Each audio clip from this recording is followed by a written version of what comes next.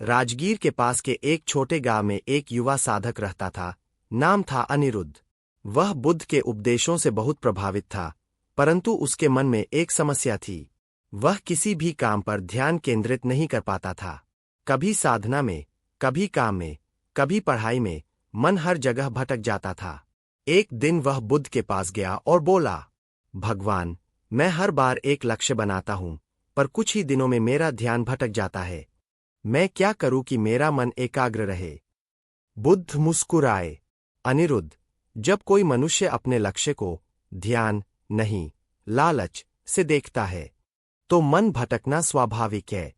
चलो, मैं तुम्हें एक कहानी सुनाता हूं। एक दिन बुद्ध अपने शिष्यों के साथ एक गांव में पहुंचे। वहां एक प्रसिद्ध तीरंदाज था। लोग कहते थे, वह तीर इतना सटीक चलाता था कि एक तीर दूसरे तीर के सिर को काट देता था। बुद्ध ने उसे बुलाया और कहा, क्या तुम मेरे शिष्यों को सिखा सकते हो कि ध्यान कैसे केंद्रित किया जाता है? तीरंदाज ने कहा, भगवान, ध्यान केंद्रित करने की कला बहुत सरल है।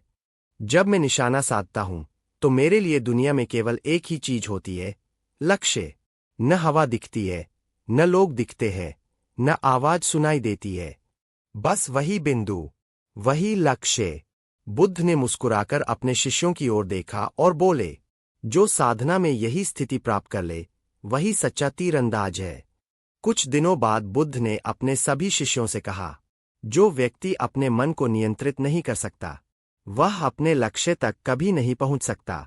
उन्होंने एक अभ्यास कराया। हर शिष्य को एक मोमबत्ती की लौ को बिना पलक झपकाए देखना था। पहले 5 मिनट में सबकी आंखें झपक गईं।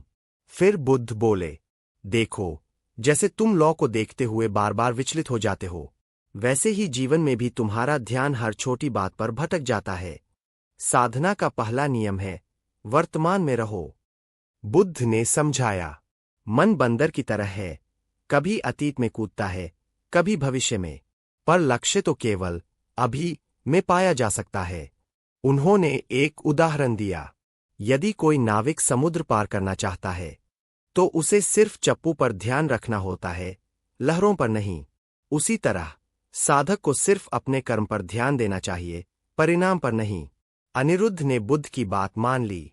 वह हर सुबह उठकर ध्यान करता और अपने दिन के लक्ष्य को मन में दोहराता। धीरे धीरे उसने पाया कि उसका मन पहले से अधिक शांत और स्थिर हो गया है। पर एक दिन उसने बुद्ध से कहा, भगवान, जब मैं मेहनत करता हूं और फिर भी परिणाम नहीं मिलता, तब मन दुखी हो जाता है। बुद्ध बोले, यही सबसे बड़ा भ्रम है। तुम परिणाम पर ध्यान दे रहे हो, जबकि ध्यान तो केवल कर्म पर होना चाहिए। बुद्ध ने एक किसान की कहानी सुनाई। एक किसान हर दिन अपने खेत में बीज बोता था, पर बीज बोने के बाद वह रोज जाकर मिट्टी हटाकर देखता, बीज अंकुरा नहीं। कुछ ही दिनों में बीज सड़ गए। बुद्ध बोले, जैसे वह किसान अधीर था, वैसे ही जो व्यक्ति जल्दी परिणाम चाहता है, वह अपने लक्ष्य का बीज खुद ही नष्ट कर देता है। बुद्ध ने अपने शिष्यों से कहा, 3 बातों को याद रखो और तुम्हारा मन कभी नहीं भटकेगा। 1, जो काम कर रहे हो, उसमें पूरी उपस्थिति रखो। 2, परिणाम के बारे में चिंता मत करो। 3, हर दिन अपने लक्ष्य को याद कर, पर उससे चिपको मत। उन्होंने कहा, जैसे चिड़िया उड़ते समय पंखों को देखती नहीं, वैसे ही सच्चा साधक अपने लक्ष्य में इतना रच जाता है कि उसे देखने की जरूरत नहीं होती। कई वर्षों बाद अनिरुद्ध एक महान ध्यानकर्ता बन गया। उसका चेहरा शांत, उसकी दृष्टि अडिग और उसका मन निर्मल हो गया था। एक दिन बुद्ध ने उससे पूछा, अब बताओ अनिरुद्ध, ध्यान केंद्रित करने का रहस्य क्या है? अनिरुद्ध ने कहा, भगवान, मैंने जाना कि ध्यान केंद्रित करने का अर्थ किसी चीज को जोर से पकड़ना नहीं, बल्कि हर उस चीज को छोड़ देना है जो लक्ष्य से असंबंधित है। बुद्ध मुस्कुराए। सही कहा, जब तुम अपने भीतर की आवाज सुनने लगते हो, तब बाहरी शोर अपने आप समाप्त हो जाता है। जो अपने लक्ष्य को पाने के लिए स्वयं को साध लेता है, उसे संसार की कोई शक्ति रोक नहीं सकती।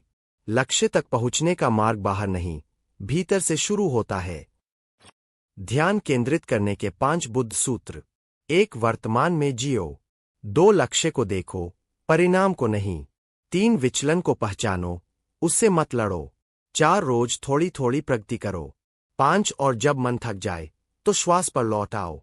कहानी का निष्कर्ष।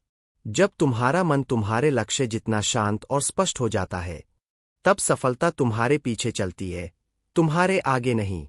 नमो बुद्धाय।